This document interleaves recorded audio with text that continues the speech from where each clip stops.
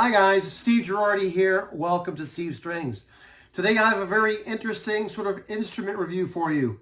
Today we'll be looking at a charango. In this case, this is a charango walaycho, which as I understand it is the smallest instruments in the charango family. So I borrowed this instrument from someone who picked this up down in Bolivia, which is where this came from. In fact, this was made in the town of let me get this right. Cochabamba, Bolivia is where this was made, which is kind of central Bolivia, sort of southeast of La Paz. And as you can see, this is a 10-string instrument. That's 5 tuning pegs on each side with a very interesting tuning. It's tuned kind of like an ukulele, and that is tuned G, C, E, A, E.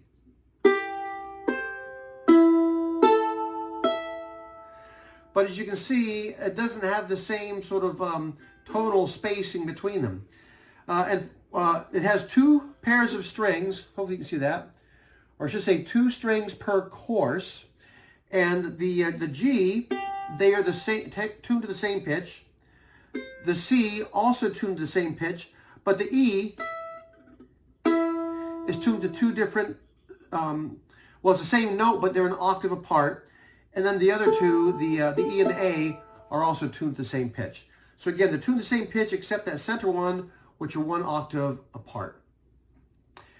Very interesting about this instrument is how it's constructed. This is one solid piece of wood. That is to say, the body of this bowl is basically bored out to make the body. In fact, I've seen some of these that are made out of the shells of armadillos. But this one here is one solid piece of wood. The only other wood here, obviously, is the soundboard, which in this case, I'm not sure if you can see that, but it looks to be spruce, though I'm not certain of that. It also has what appears to be sort of that rosewood there. I'm thinking that's rosewood, maybe, around the sound holes. Perhaps a rosewood bridge, I'm not certain. In the fretboard, I'm not sure. But interestingly here, the center line of this, you can see, is not just white, but it's white, what looks to be maybe a maple, with a fine black line of purfling going right down the middle of that, which is kind of interesting. But let me go over this kind of from top to bottom. Here, the headstock, you can see, accommodates all 10 of those strings with these inline tuners on each side. And in addition, you can see it has this line of, I guess, trim. I'm not sure what you'd call that, not trim. And I'm not sure if you'd call that like a rope or not a herringbone, but it's just interesting sort of center line. And this does have a cap of wood on this neck. And I saw one site where they said the body of this was made out of, it was described as alamo, which is cottonwood. So I'm not sure if this is cottonwood or not.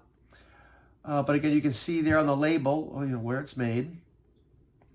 Again, one piece of wood, no scarf joints, no heels, just one piece of wood. All right, and looking here at the soundboard, you can see, hopefully you can see this, it has a binding here on the side, which looks to be mahogany. And then 3 lines of purfling, a black, white, black, and then that rope sort of binding, and then 3 more lines of black, white, and black. Again, you can see the bridge there. The saddle, I'm not certain if that's bone or plastic. It looks like it's finished over. So it's really hard to tell. Let's go ahead and take a look at the sound hole on this. And hopefully you can see that this sound hole has actually 3 different sound holes. And I'm not even sure what shape you might call those. It's sort of butterfly-ish, but not exactly. Again, it looks like it has that sort of what may be rosewood.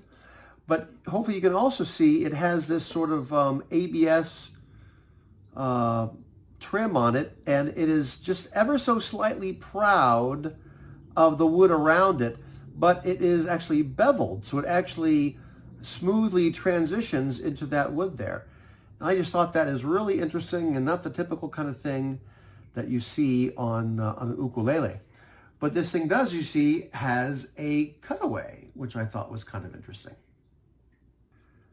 It may be hard to see in there, but inside there it says Delgadillo, charango, walaycho, which, as I understand it, again, is the smallest of these charango instruments.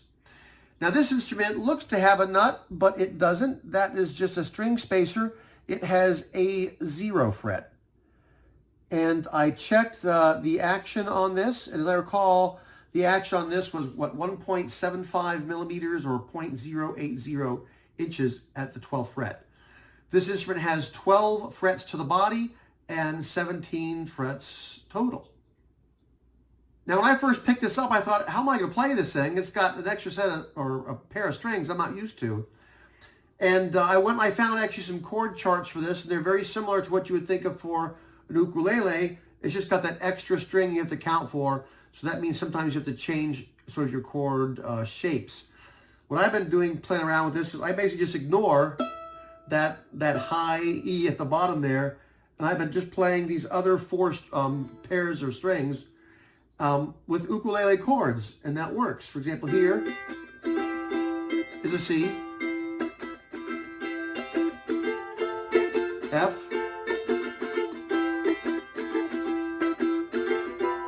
D7,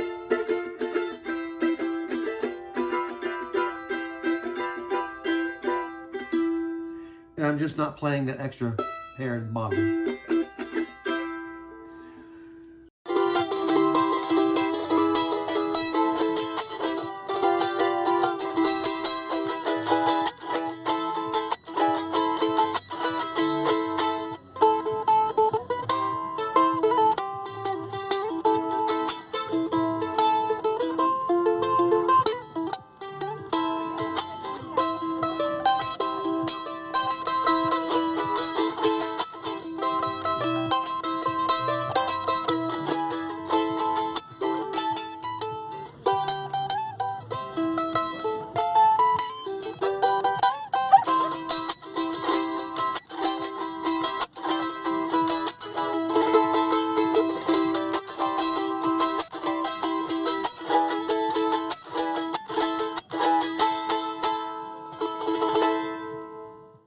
I especially wanted to review this instrument this month because it's September of 2022, which is Hispanic Heritage Month. So what better instrument to review than one from Bolivia? I hope you found this review interesting. If you did, please give a thumbs up. If you'd like to see more instruments like this, as well as instruments that I build or reviews like this, please subscribe. Thanks for watching.